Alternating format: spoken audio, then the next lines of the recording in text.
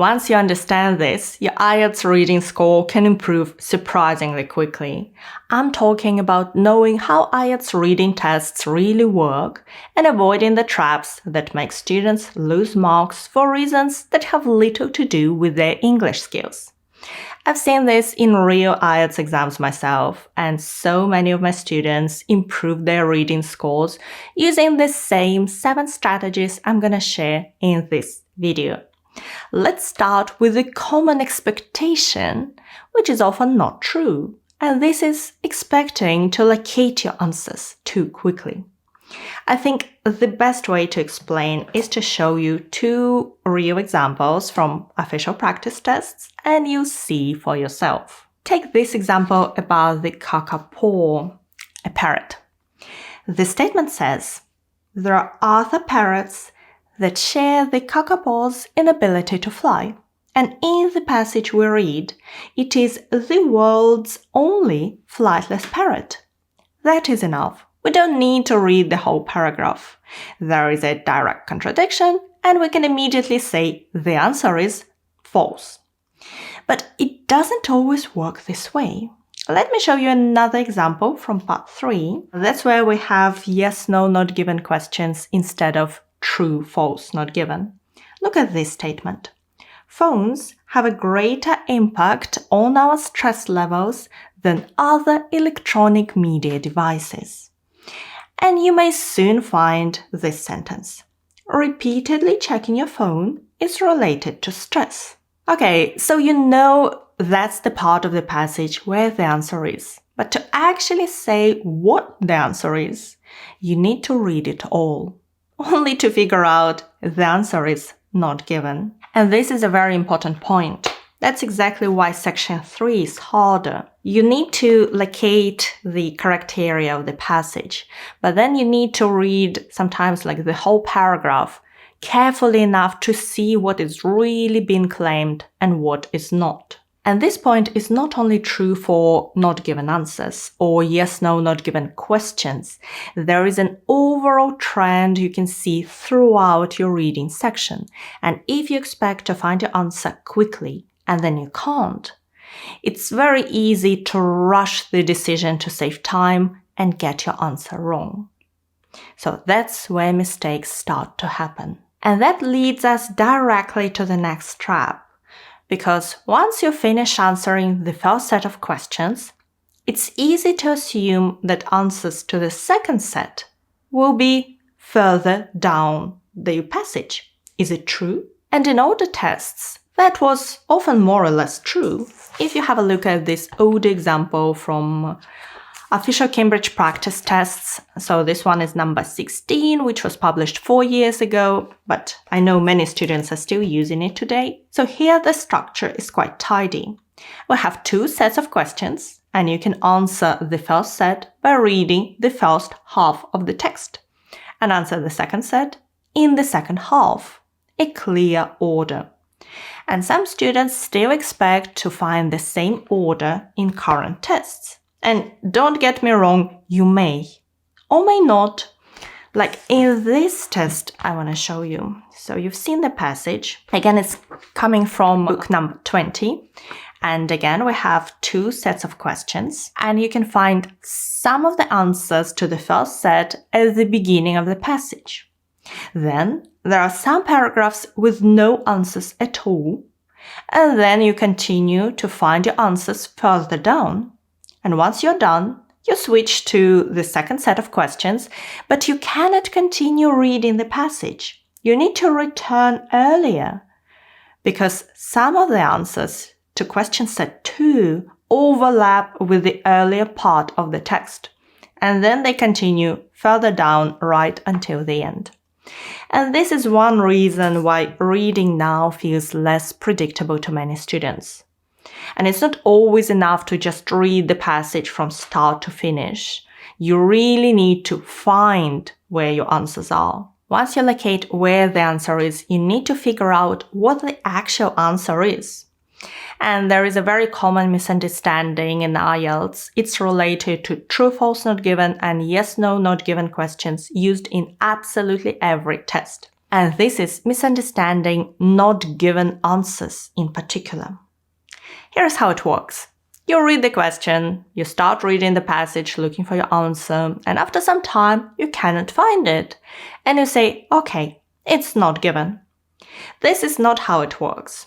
Let me show you an example you've seen before. So, phones have a greater impact on our stress levels than other electronic media devices. So first of all, we've already located the paragraph, which is discussing that repeatedly checking a phone is related to stress. This part is similar, but we need to say if the whole statement has the same meaning as the passage, it means yes. Or there is a direct contradiction, the meaning is very different, and then the answer is no.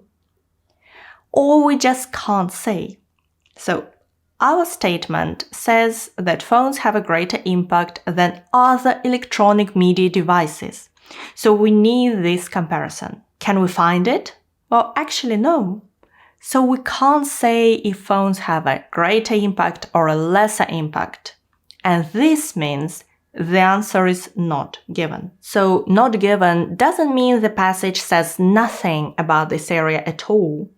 It means the passage doesn't give enough information to decide whether the statement is true or false, yes or no. And this leads us to the next point, because one reason students sometimes struggle to find their answers is that they're looking too much for the same words. And don't take me wrong, keywords are great, and I still recommend underlining them in your questions to know what you're looking for and in your passage, especially if you take your exam on paper and it's easy to do. So students are often told to look for keywords, and this is good advice. But it often turns into a very narrow strategy. Find the exact same words from the question in the passage. And quite often it doesn't work. In IELTS reading, there are really two kinds of keywords. Some are repeated, like Matt Elliott, Polynesian settlers, feral cats, the 1970s, or stress. Those words will appear again in the passage exactly or almost exactly like that. Keywords that are often repeated are names, dates, places, or very specific nouns like stress. The second type is where many students lose marks. These are the words that are paraphrased. Again, some examples from our test. Bad news is negative information. Inability to fly is flightless. Danger is threat. To have impact on our stress levels is related to stress levels. What does it show us? The key words that are often paraphrased are verbs, adjectives, and broad ideas.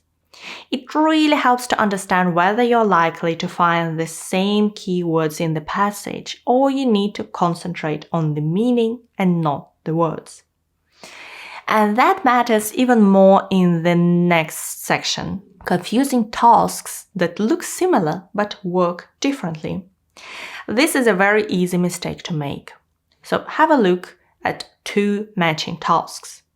Both are based on the sections of the passage. Both ask you to connect sections of the text to something in the question. On the surface, they look quite similar, but they're not testing the same skill. With matching headings, the task is to choose the heading for each section, and the real question is, what's the main idea of this paragraph? With matching information, the question is, which section contains this information? So one detail may be enough. You need to locate that specific information. It might be just one line. And that's why students get caught.